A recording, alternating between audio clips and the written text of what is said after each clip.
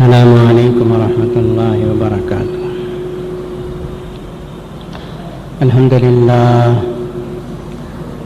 للہ نحمده ونستعینه ونستغفره ونؤمن به ونتوکل علیہ ونعوذ باللہ من شرور انفسنا ومن سیئات اعمالنا من يهده الله فلا مضل له ومن يضلله فلا هادي له ونشهد أن لا إله إلا الله وحده لا شريك له ونشهد أن سيدنا ونبينا ومولانا محمدا عبده ورسوله قال الله تبارك وتعالى أعوذ بالله من الشيطان الرجيم بسم الله الرحمن الرحيم يا أيها الذين آمنوا اتقوا الله ولتنظر نفس ما قدمت لغد واتقوا الله إن الله خبير بما تعملون صدق الله مولانا العظيم۔ وقال النبي صلى الله تعالى عليه وسلم بعثت أنا والساعة كهاتين أو كما قال عليه الصلاة والسلام۔ محترم حاضرین، قرآن مجید کی جو آیت شریفہ اس وقت میں نے آپ کے سامنے تلاوت کی ہے، یہ قرآن مجید کی ان سینکڑوں بلکہ ہزاروں آیات شریفہ میں سے ہے جن آیات میں اللہ تبارک و تعالی نے قیامت کا منظر بیان فرمایا ہے۔ آپ کو پتہ ہونا چاہیے کہ قرآن مجید میں 5 مضامین ایسے ہیں جن پر زیادہ زور دیا گیا اور جن کے بارے میں آیت شریفہ زیادہ اتری، جیسے توحید کا مضمون ہے، اللہ ایک ہے، اللہ کا کوئی شریک نہیں، اس کا کوئی ساجی نہیں، اللہ ہی نے اس آسمان و زمین کو پیدا کیا اور اللہ تبارک و تعالی ہی اکیلے اس نظام کو چلا رہے ہیں، اس کے چلانے میں کوئی اس کا شریک نہیں، کوئی ساجی نہیں۔ وحدہ لا شریک لہ ہے، قل هو اللہ احد اللہ الصمد لم یلد ولم یولد ولم یکن لہ کفوا احد۔ اس کو سورہ اخلاص کہتے ہیں، توحید کی صورت اس کو کہا جاتا ہے۔ آپ کو 100 آیتیں ایسی ملیں گی جس میں اللہ پاک نے اپنی توحید کا بیان فرمایا۔ ایسے ایک مضمون رسالت کا ہے، رسول اللہ صلی اللہ علیہ وسلم کے بارے میں آیتیں اور انبیاء اور رسل جو بھیجے گئے ان کے بارے میں۔ ایسا قرآن مجید میں 5 مضمون ایسے ہیں کہ جن کے اوپر آیات شریفہ اتری۔ ان میں سے ایک مضمون ہے قیامت کا دن، جس دن کو اللہ تعالیٰ نے یوم الدین کے نام سے بھی یاد کیا کہ مالک یوم الدین، اللہ وہ ہیں جو یوم الدین کا مالک ہے۔ یوم الدین کہتے ہیں روز جزا کا دن، اللہ تعالیٰ اس دن بدلہ دیں گے۔ دنیا کے سارے کروڑوں انسان اپنی اپنی عمریں گزار کر اللہ تبارک و تعالیٰ کے پاس میدان محشر میں جمع ہوں گے، تو اس وقت اللہ تعالیٰ انسان کی زندگی کے ہر لمحے کا حساب لیں گے۔ اسی کو روز جزا کہتے ہیں، اسی کو یوم الدین کہتے ہیں۔ آج پوری دنیا میں مسلمان ہو یا غیر مسلمان ہو، سب اللہ کے سامنے حاضر ہو کر حساب و کتاب کے سلسلے میں غفلت میں پڑے ہوئے ہیں، جس کو اللہ تعالیٰ نے قرآن مجید میں فرمایا اقترب للناس حسابهم وهم فی غفلۃ معرضون۔ لوگوں کے حساب کا وقت قریب آ رہا ہے، مرتے ہی حساب شروع ہوگا، قیامت قائم ہوتے ہی حساب شروع ہوگا۔ اذا مات الانسان قامت قیامتہ، جب انسان مرتا ہے تو سمجھو اس کی قیامت شروع ہو گئی۔ تو اقترب للناس حسابهم، لوگوں کے حساب کا وقت قریب آ رہا ہے، وهم فی غفلۃ معرضون، اور سارے انسان غفلت میں اور قیامت کے دن حساب و کتاب کے سلسلے میں اعراض کیے ہوئے اپنی دنیا میں مگن ہیں۔ یہ اللہ تبارک و تعالیٰ نے قرآن مجید میں گویا بطور شکایت کے اس کا تذکرہ فرمایا۔ اس آیت شریفہ میں جو میں نے اس وقت تلاوت کی، اللہ تعالیٰ نے وہی مضمون بیان فرمایا، یا ایھا الذین آمنوا، اے ایمان والو، اتقوا اللہ، اللہ سے ڈرو، وَلْتَنْظُرْ نَفْسٌ مَا قَدَّمَتْ لِغَدٍ، اور ہر انسان، ہر سانس لینے والا شخص، ہر ذی روح اس بات کو دیکھے، غور کرے کہ وہ کل کے دن کے لیے کیا تیار کر رکھا ہے۔ ما قدمت لغد، کیا تیار کر کے سامان بھیج رکھا ہے کل کے لیے۔ یہ کل سے مراد کون سا کل ہے؟ آج جمعہ ہے، کل ہفتہ نہیں، یہ کل سے مراد ہے قیامت کا کل۔ جیسے کل ہفتہ آنا یقینی ہے اور ہفتے کا دن بہت قریب ہے، جمعہ گزرتی ہے تو رات شروع ہوتی ہے، وہ ہفتے کی رات ہے، اور ہفتہ آنا بہت، سمجھو 24 گھنٹے سے پہلے ہی ہفتے کا دن آپ کے قریب آنے والا ہے۔ قیامت بھی اتنے ہی قریب ہے۔ یہی اللہ تبارک و تعالیٰ فرما رہے ہیں، ما قدمت لغد، کل آنے والے دن کے لیے کیا تیار کر رکھا ہے۔ ان اللہ ما قدمت لغد واتقوا اللہ، پھر دوبارہ اللہ نے فرمایا اللہ سے ڈرو، ان اللہ خبیر بما تعملون، بے شک اللہ تعالیٰ تم میں سے ہر انسان جو کچھ عمل کر رہا ہے اس سے پوری طرح باخبر ہے۔ کسی انسان کا کوئی چھوٹا بڑا عمل اللہ کی نظروں سے پوشیدہ نہیں ہے۔ اللہ تبارک و تعالی علیم و خبیر ہے، عالم الغیب والشہادہ ہے، کوئی چیز اللہ کی نظروں سے پوشیدہ نہیں ہے۔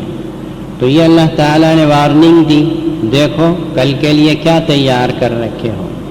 جیسے ہم اور آپ کہتے ہیں کل کو اتنا بڑا کام ہے، اس کے لیے کیا تیاری کی ہے۔ تو قیامت کا دن تو بہت بڑا عجیب و غریب اور ہولناک دن ہے، میدان محشر جس کو کہتے ہیں۔ اس دن حساب و کتاب اللہ تبارک و تعالی لینے والے ہیں، اور میزان عمل میں انسانوں کے نام اعمال تولے جائیں گے۔ ایک پلڑے میں اچھے اعمال، دوسرے پلڑے میں برے اعمال رکھے جائیں گے، اور اللہ تبارک و تعالی تولیں گے۔ جس کا فمن ثقلت موازینہ فہو فی عیشۃ راضیہ، جس کا نیکیوں کا اعمال بھاری پڑ گیا وہ بہت ہی اپنی پسندیدہ مزے کی زندگی میں، عیش کی زندگی میں رہے گا، اور جس کا پلڑا ہلکا پڑ گیا اور برے اعمال بھاری پڑ گئے، اس آدمی کے لیے فرمایا کہ ومن خفت موازینہ فامہ ہاویہ، اس کا ٹھکانہ ہاویہ ہوگا۔ وما ادراک ما ہی، تمہیں معلوم ہے وہ کیا ہے، وہ چیز کیا ہے؟ وہ جو فرمایا کہ ٹھکانہ اس کا، وہ اس ٹھکانے کے بارے میں اللہ تعالی نے سوال کر کے بتایا کہ ومن خفت موازینہ فامہ ہاویہ، یہ ہاویہ کیا چیز ہے؟ وما ادراک ما ہی نار حامیہ، ایسی دہکتی ہوئی آگ ہے کہ جس کا کوئی تصور دنیا میں انسان کر نہیں سکتا۔ تو یہ اپنے نام اعمال کو تلوانے سے پہلے اچھے اعمال جمع کرو، نیک اعمال جمع کرو، تاکہ قیامت کے دن نام اعمال میں تلنے کا موقع آئے تو ہمارے اچھے اعمال بھاری پڑ سکیں۔ قیامت دنیا میں آپ حضرات دیکھتے ہیں کہ کوئی آدمی پریشان ہوتا ہے تو بچنے کی کچھ شکلیں دنیا میں انسان اختیار کرتا ہے۔ ایک شکل تو یہ ہے کہ آپ کا کوئی بھائی کوئی دوست پریشان ہے تو دوسرا آدمی اس کی مدد کرتا ہے، پریشانی سے اس کو چھٹکارا مل جاتا ہے۔ دوسری شکل یہ ہے کہ کوئی آدمی سفارش کرتا ہے، تعلق تو نہیں ہے لیکن سفارش کرے گا تو پریشانی ختم ہو جائے گی۔ ایک شکل یہ بھی ہے کہ کچھ پیسہ لتا دے کر، فدیہ دے کر اپنے آپ کو بھی چھڑا لیتے ہیں، 1,00,000 2,00,000 روپے دے دیا، معاملہ کیس ختم کرا دیا، یہ شکل بھی اس کی ہو سکتی ہے۔ یا ایک اور شکل بھی یہ ہے کہ کوئی مدد کر دیتا ہے تو کام بن جاتا ہے۔ قیامت کا دن کوئی بھی شکل کام نہیں آئے گی، واتقوا یوما لا تجزی نفس عن نفس. یہ قرآن مجید کی اس آیت شریفہ کو غور سے سنیے. اس دن سے ڈرو، اس قیامت کے دن سے ڈرو، اس دن کی پریشانیوں سے ڈرو جس دن لا تجزی نفس عن نفس، کوئی انسان کسی دوسرے انسان کے کام نہیں آئے گا. اچھا کسی کی سفارش چلے گی، ولا يقبل منها شفاعۃ، کسی کی سفارش بھی قبول نہیں کی جائے گی. ولا يؤخذ منها عدل، عدل کہتے ہیں فدیہ، روپیہ پیسہ لتا دے کر بچنا، کوئی فدیہ بھی اس دن کام نہیں آئے گا. اور آخر میں فرمایا کہ ولا هم ينصرون، اور اللہ تعالیٰ کی طرف سے کوئی مدد بھی نہیں کی جائے. اور ایک جگہ اللہ تعالیٰ نے بہت واضح انداز سے یوں فرما دیا، ایک انسان دوسرے انسان کو کام نہیں آئے گا. لیکن اس آیت شریفہ میں غور فرمائیے، یا ایھا الناس اتقوا ربکم، اے لوگو اللہ سے ڈرو، تمہارے پروردگار سے ڈرو. واخشوا یوما لا یجزی والد عن ولدہ ولا مولود هو جاز عن والدہ شیئا. اس دن سے ڈرو جس دن باپ اپنے بیٹے کے کام نہیں آئے گا، بیٹا اپنے باپ کے کام نہیں آئے گا. بات اتنی واضح ہے. اب ماں باپ اپنے اولاد کے لیے، اولاد اپنی ماں باپ کے لیے کیا کچھ نہیں کرتے، لیکن قیامت کے دن اجنبیت کی دیواریں کھڑی ہوئی ہوں گی. باپ اپنے بیٹے کو دیکھ کر بھاگے گا، بیٹا اپنے باپ کو دیکھ کر بھاگے گا. میاں بیوی میں کتنا پیار اور محبت ہوتی ہے، لیکن قیامت کے دن ایک دوسرے کو دیکھ کر بھاگیں گے، کہیں میرے یہ نامہ اعمال میں سے کچھ مانگ نہ لے. یوم یفر المرء من اخیہ وامہ وابیہ وصاحبتہ وبنیہ لکل امرئ منہم یومئذ شأن یغنیہ. باپ بیٹے کو دیکھ کر، بیٹا باپ کو دیکھ کر، بیوی شوہر کو دیکھ کر، شوہر بیوی کو دیکھ کر بھاگیں گے. ہر ایک کے لیے نفسا نفسی کا عالم ہوگا، میں بچ جاؤں، میں بچ جاؤں، آج میں بچ جاؤں. حضرت سیدنا عیسیٰ علیہ السلام، حضرت سیدنا موسیٰ علیہ السلام، ایسے جلیل القدر پیغمبر، ان کے پاس بھی جب لوگ جا کر کہیں گے کہ آج ہمارا کچھ کام بنا دیں، آج اللہ میاں سے کچھ سفارش ہماری کر دیں، شفاعت کر دیں، یہ بڑے بڑے جلیل القدر انبیاء کرام علیہ السلام بھی یوں فرما دیں گے کہ اے آج نفسا نفسی کا عالم ہے. نفسی نفسی اس کا مطلب ہے میں اپنی جان کو بچا لوں کافی ہے. نفسی نفسی کا مطلب ہے میں اپنے آپ کو بچا لوں کافی ہے. تم اب تمہارا کام جانو، میں میرا کام جانوں. ایک محمد الرسول اللہ صلی اللہ علیہ وسلم ہے جو یوں فرمائیں گے کہ ہاں میں سفارش کروں گا، میں شفاعت کروں گا. شفاعت آپ کو دی جائے گی. قرآن و حدیث سے یہ ثابت ہے کہ رسول اللہ صلی اللہ علیہ وسلم مقام محمود پہ شفاعت کریں گے. لیکن شفاعت کن کو ملے گی، یہ ہے سوال. ہم جیسے، تم جیسے، ہمارے جیسے غلط لوگوں کو مل جائے گی جو گناہوں میں مبتلا ہوں، جان بوجھ کر گناہ میں مبتلا ہوں اور بے جانے شرک کے کام کرتے چلے جا رہے ہوں. ہم میں پتہ نہیں کتنے ایسے شرک میں مبتلا ہیں، کتنے ایسے ہیں جو چھوٹے اور بڑے شرک کے کاموں میں مبتلا ہیں، کتنے ایسے ہیں جو گناہ کبیرہ میں مبتلا ہیں. ہم اگر شفاعت کی امید رکھیں گے تو یہ بے وقوفی اور خام خیالی ہے. اچھے اعمال کرو، اللہ سے ڈرو، پھر امید رکھو اللہ تبارک و تعالیٰ سے کہ اللہ تعالیٰ اجازت دے دیں گے رسول اللہ صلی اللہ علیہ وسلم کو کہ میری سفارش کریں. وہ بھی اللہ کی اجازت ہی سے ہوگا. تو نفسی نفسی کا عالم ہے. یا ایھا الناس اتقوا ربکم واخشوا یوما لا یجزی والد عن ولدہ ولا مولود هو جاز عن والدہ شیئا ان وعد اللہ حق. بے شک اللہ کا وعدہ سچا ہے. قیامت آ کر رہے گی، قیامت کے دن حساب و کتاب ہوگا. تم سب مر کے زمین میں دفن ہو کر ہزاروں سال گزر چکے ہوں گے، لیکن جب اسرافیل علیہ السلام سور پھونکیں گے تو سب کے سب اپنی قبروں سے اٹھ کر میدان محشر کی طرف چلیں گے. تو یہ ہے ان وعد اللہ حق فلا تغرنکم الحیات الدنیا. یہ دنیاوی زندگی تم کو دھوکے میں نہ ڈالے. ولا یغرنکم باللہ الغرور. اور اللہ کے سلسلے میں تم کو دھوکہ باز دھوکہ نہ دے۔ یہ دھوکہ باز شیطان کو کہا ہے، یہ شیطان بہت بڑا دھوکہ باز ہے۔ ابھی تو عمر پڑی ہے، ابھی تو بہت لمبی عمر ہے، ابھی تو نوجوانی ہے، ابھی تو میں گھٹ مٹ ہوں، ابھی کہاں مرنے والا ہوں، جب مروں گا تو مرنے کا قریب وقت آئے گا تو توبہ اللہ کر لوں گا۔ یہ سوچتے ہوئے دھوکے میں پڑے رہو گے، پتہ نہیں آخری سانس کب ختم ہوگی اور تمہاری قیامت قائم ہو جائے گی۔ قیامت کے دن قیامت قائم ہوگی، سور پھونکیں گے اسرافیل علیہ السلام، تب قیامت قائم ہوگی۔ رسول اللہ صلی اللہ علیہ وسلم نے علامات قیامت بیان فرمائے، جس میں بہت سے ظاہر ہو چکے ہیں اور بہت سے ظاہر ہونے والے ہیں۔ ایک حدیث میں رسول اللہ صلی اللہ علیہ وسلم نے فرمایا کہ میں کیسے آرام سے بیٹھوں، کیسے سکون سے رہوں، کیسے چین سے رہوں، جبکہ میں دیکھ رہا ہوں کہ اسرافیل علیہ السلام منہ میں سور پکڑے ہوئے ہیں، ان کے کان جھکے ہوئے ہیں اللہ پاک کی طرف، اور اللہ کی طرف برابر ان کی نظر ہے، کب اللہ کا اشارہ ہو اور کب وہ سور پھونکے۔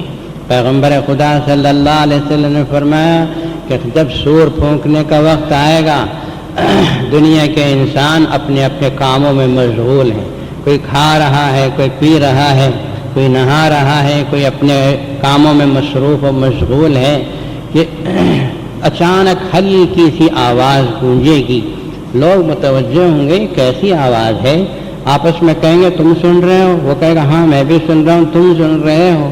یہ آواز ہلکی سی بلند ہوگی اسرافیل علیہ السلام کے سور پھونکنے کی، لیکن یہ جب بلند ہونا شروع ہو جائے گی تو انسانوں کے کان پھٹ جائیں گے، اور پھر یہ قیامت قائم ہوگی، آسمان ٹوٹ پھوٹ جائے گا، زمین ٹوٹ جائے گی، انسان ختم ہو جائیں گے، اور پھر یہ پہاڑ جو اپنی سختی اور صلابت کے لیے مشہور ہیں، قرآن مجید نے کہا وَتَرَى الْجِبَالَ تَحْسَبُهَا جَامِدَةً وَهِيَ تَمُرُّ مَرَّ السَّحَابِ، تم دیکھتے ہو کہ یہ پہاڑ اپنی جگہ کھڑے ہوئے جامد ہیں، لیکن وہ بادلوں کی طرح ادھر سے ادھر گھوم رہے ہوں گے، اور پھر اللہ تعالیٰ یہ سب فرمائیں گے کہ سور کی آواز بلند ہوگی تو یہ پہاڑ ریزہ ریزہ ہو کر فضاؤں کے اندر غبار کی طرح پھیل جائیں گے، اور پھر قیامت قائم ہو جائے گی۔ بڑے بڑے فرشتے زندہ ہیں، ان کو بھی اللہ تبارک و تعالیٰ موت طاری کر دیں گے، یہ اسرافیل، یہ جبریل، یہ میکائیل، یہ اسرائیل، سب کے اوپر اللہ تبارک و تعالیٰ موت قائم فرما دیں گے، کائنات میں کوئی باقی نہیں رہے گا، اور اللہ تعالیٰ اس وقت وہ آواز دیں گے جو قرآن مجید میں موجود ہے، لمن الملک اليوم، لمن الملک اليوم، آج کس کی بادشاہت ہے، کوئی ہے تو اٹھے دعویٰ کریں، لمن الملک اليوم، کوئی زندہ ہوگا تو نہ اٹھے گا بولے گا، 40 سال تک یہ آواز گونجتی رہے گی، لمن الملک اليوم، ہے آج کوئی بادشاہ جس کی بادشاہت کا اعلان ہو، اور جب 40 سال تک اس آواز کا جواب دینے والا کوئی نہیں ہوگا، ہوگا بھی نہیں، پھر اللہ تعالیٰ خود ہی فرمائیں گے للہ الواحد القہار، بادشاہت تو آج صرف اس ایک اللہ کے لیے ہے جو ایک اکیلا ہے اور ہر چیز کے اوپر غالب ہے۔ پھر دوسرا سور جب پھونکا جائے گا، فَإِذَا نُفِخَ فِي الصُّورِ، جب دوسرا سور پھونکا جائے گا تو انسان اٹھیں گے، اپنی اپنی قبروں سے سروں پر سے مٹی جھاڑتے ہوئے اٹھیں گے، اور قیامت کے دن قیامت میں میدان محشر کی طرف حساب و کتاب کے لیے چلیں گے۔ یہ جو زندگی ہم اور آپ جی رہے ہیں یہ دنیاوی زندگی ہے، اس کی مدت متعین ہے، 60 سال، 70 سال، 100 سال، اس سے زیادہ تو کوئی جیے گا نہیں، اس سے زیادہ کوئی جیتا ہے تو اخبار میں آ جاتا ہے فلاں صاحب سنچری پار کر کے اتنا جی رہے ہیں، 100 سال فلاں صاحب کے ہو گئے، اس سے زیادہ تو آپ اور ہم جینے والے نہیں ہیں۔ پھر اس کے بعد جو مرنے کے بعد زندگی آتی ہے، یعنی ہمیں لے جا کر قبر کے اندر دفن کر دیا جاتا ہے، اس کو کہتے ہیں عالم برزخ۔ یہ قبر کی زندگی کو عالم برزخ کہتے ہیں۔ یا اللہ تبارک و تعالی دفن ہوتے ہی سب سے پہلے 3 سوالات کرائے جاتے ہیں، فرشتوں کے ذریعے سے اللہ تعالیٰ کراتے ہیں۔ کہ تو نے زندگی میں کس کو معبود مانا، اللہ کو یا کسی اور کو، کون تھے تیرے رسول اور تیرے پیغمبر صلی اللہ علیہ وسلم کے بارے میں کیا عقیدہ تھا، تو کون سے دین پہ چل کے آیا تھا، وہاں چال بازی نہیں چلے گی۔ دنیا میں سوالات کے جوابات دیکھ کے بھی لکھتے تھے نا، وہاں وہ نہیں چلے گا۔ یہاں زندگی اچھی گزری ہے تو وہاں جواب صحیح نکلیں گے، یہاں زندگی غلط نکلی ہے تو جواب نہیں نکلے گا، ہائے لادری کہے گا، ہے افسوس میں نہیں جانتا۔ جو جواب دے دیا اس کے لیے جنت کی کھڑکیاں کھل گئیں اور وہ مزے میں رہے گا، اور اس سے کہا جائے گا نم کنومت العروس، سو جا ایسے کہ نئی نویلی دلہن سوتی ہے اور آرام کرتی ہے۔ لیکن جس کی زبان سے ہائے لادری نکل جائے، افسوس کہ میں نہیں جانتا، اس کا بیڑا غرق ہو جائے گا، اس کے اوپر عذابات مسلط کیے جائیں گے، فرشتے گرز لے کے ماریں گے، اور پھر کیا کیا پریشانیاں ہوں گی۔ اللہ تبارک و تعالی ہم سب کی حفاظت فرمائے۔ قبر کا مسئلہ بڑا خطرناک مسئلہ ہے، اللہ سے دعا کیجئے کہ اللہ تعالی ہم سب کو عذاب قبر سے بچائے۔ رسول اللہ صلی اللہ علیہ وسلم ایک مرتبہ گھر تشریف لائے تو اماں عائشہ کو دیکھا کہ پریشان بیٹھی ہیں، سر پہ ہاتھ لگائے ہوئے۔ حضرت عائشہ کو چہرہ اترا ہوا دیکھ کر رسول اللہ صلی اللہ علیہ وسلم پریشان ہو گئے۔ ہاں، کوئی بھی شریف مرد اپنی بیوی کا چہرہ اترا ہوا دیکھ کر پریشان ہوتا ہے۔ آپ نے پوچھا عائشہ کیا بات ہے، کیوں پریشان ہو؟ کہا یا رسول اللہ صلی اللہ علیہ وسلم، ابھی ایک یہودی عورت آئی تھی، میں نے اسے کچھ صدقہ دیا تو اس کی زبان سے یہ جملے نکلے کہ اللہ تم کو عذاب قبر سے بچائے۔ یا رسول اللہ یہ عذاب قبر کیا ہے، یہ بھی کوئی چیز ہے؟ تو پیغمبر صلی اللہ علیہ وسلم کی آنکھوں سے آنسو نکل پڑے، فرمایا ہاں عائشہ، عذاب قبر حق ہے، عذاب قبر حق ہے۔ اس کے بعد کسی بھی نماز میں نے رسول اللہ صلی اللہ علیہ وسلم کو یہ دعا چھوڑتے ہوئے نہیں پایا، ہمیشہ آپ دعا کرتے تھے اللہم انی اعوذ بک من عذاب القبر، اے اللہ میں عذاب قبر سے پناہ مانگتا ہوں۔ کہاں امام الانبیاء اور کہاں عذاب قبر؟ آپ کے لیے عذاب قبر کا کوئی تصور ہے؟ زمین کو فخر ہے کہ میرے سینے میں محمد رسول اللہ آرام کر رہے ہیں، عذاب قبر کا تصور تک رسول اللہ کے لیے نہیں ہے۔ وہ تو ہم کو اور آپ کو سکھانے کے لیے دعا کی ہے، دعا مانگا کرو اللہم انی اعوذ بک من عذاب القبر۔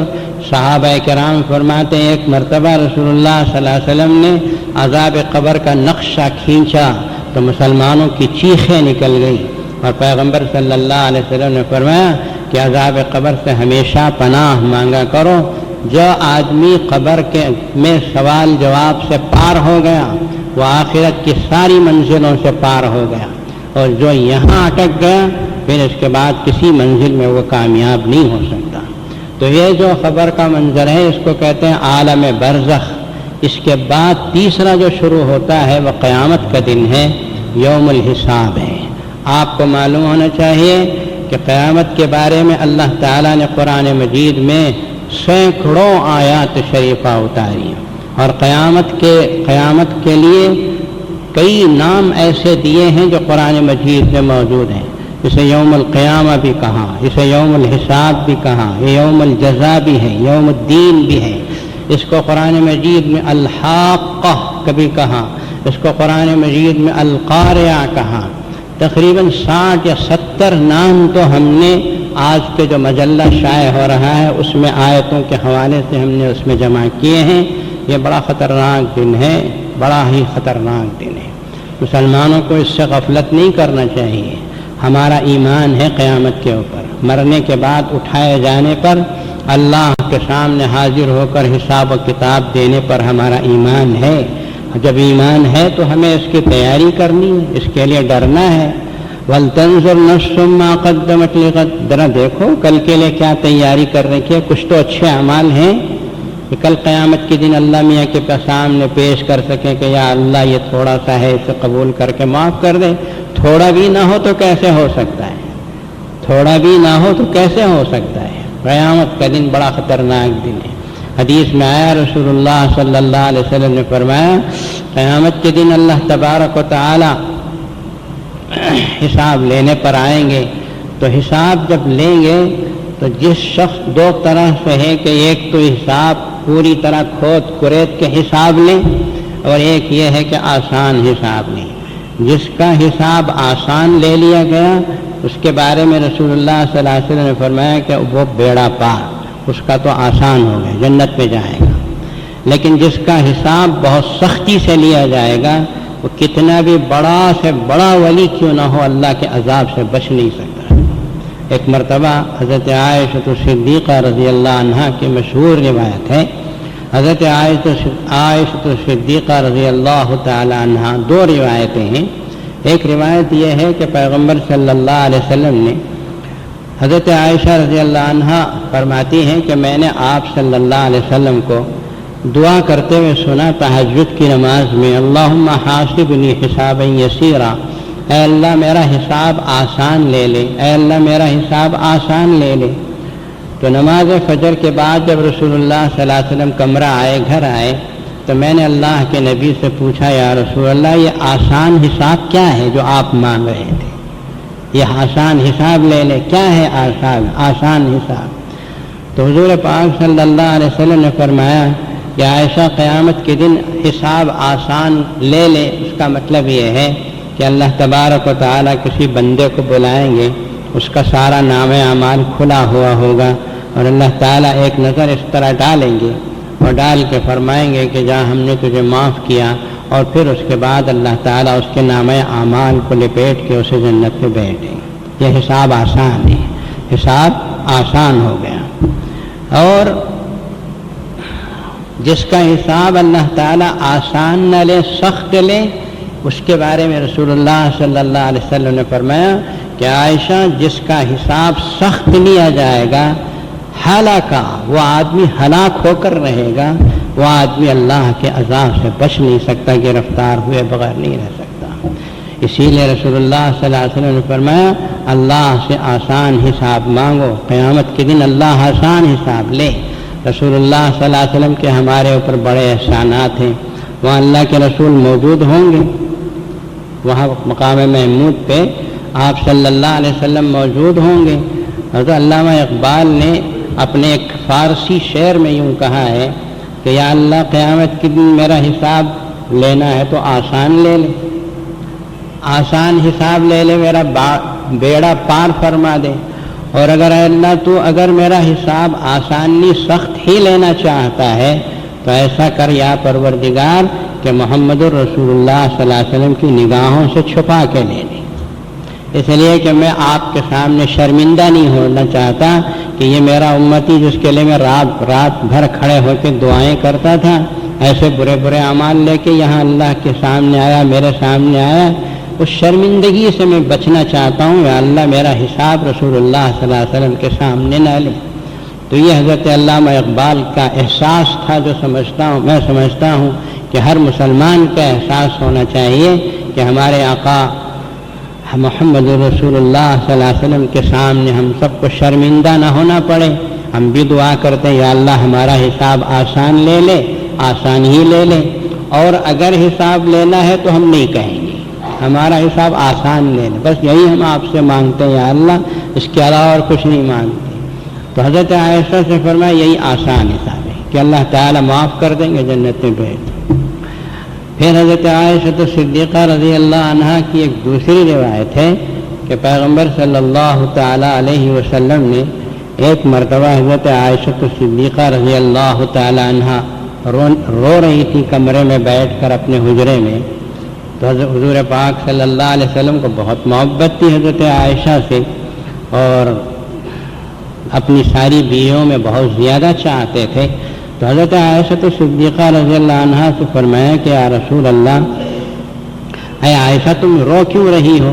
کہا یا رسول اللہ قیامت کے دن کے حساب و کتاب اور جہنم کی آگ اور اللہ کے عذابات کو یاد کر کے رو رہی ہوں. پتہ نہیں ہمارا حال قیامت کے دن کیا ہوگا. یہ وہ شخصیتیں ہیں جن کو جنت ان پہ ناز کرتی ہے، لیکن یہ اللہ کے عذاب سے، اللہ کے خوف سے روتے ہیں. تو حضور پاک صلی اللہ علیہ وسلم نے ارشاد فرمایا عائشہ روتی کیوں ہو؟ اللہ سے مانگو، اللہ تبارک و تعالیٰ کے لیے عمل کرو، اللہ تعالیٰ تم کو اپنی رحمت سے نوازے گا۔ تو حضرت عائشہ نے ایک سوال کیا، غور سے سنیے اس سوال کو۔ حضرت عائشہ نے پوچھا یا رسول اللہ، آپ تو امام الانبیاء ہیں، آپ اللہ کے حبیب ہیں، آپ اللہ کے اتنے پیارے بندے ہیں کہ آپ کی کسی بات کو اللہ تعالیٰ ٹھکراتے نہیں ہیں، کیا آپ قیامت کے دن ہمارے لیے کام نہیں آئیں گے؟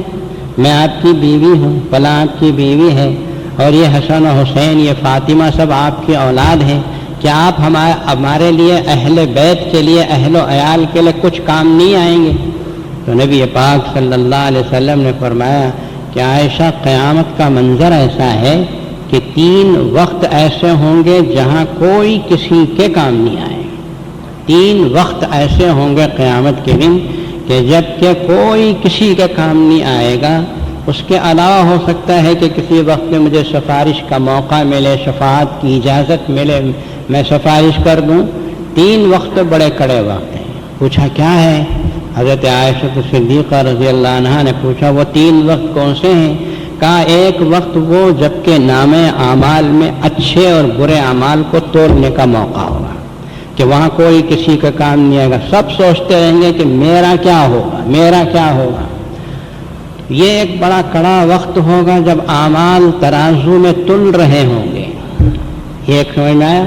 اور دوسرا وقت وہ ہوگا جب اللہ تبارک و تعالی نامہ اعمال دیں گے، کسی کو سیدھے ہاتھ میں دیں گے، داہنے ہاتھ میں، رائٹ کے ہاتھ میں کسی کو دیں گے، اور جس کو اللہ سیدھے ہاتھ میں دے دیں گے، فرمایا کہ جس کو سیدھے ہاتھ میں دیں گے وہ لے کے میدان محشر میں گھومتا رہے گا، پھرتا ہے، لو دیکھو میرا نام اعمال سیدھے ہاتھ میں دے دیا، مجھے معلوم تھا کہ میری اچھی زندگی کا یہ صلہ ملے گا۔ اللہ نے قرآن مجید میں کئی جگہ اس کو بیان فرمایا۔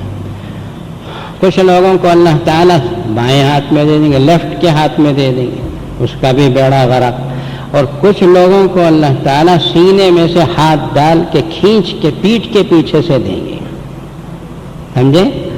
ایک تو سیدھے ہاتھ میں، ڈائریکٹ سیدھے ہاتھ میں دیں گے، اور یہ کہ اس ہاتھ کو سینے میں سوراخ ڈال کے پیٹھ میں سے نکال کے پیٹھ میں اس کو دیں گے، یہ اور خطرناک ہے۔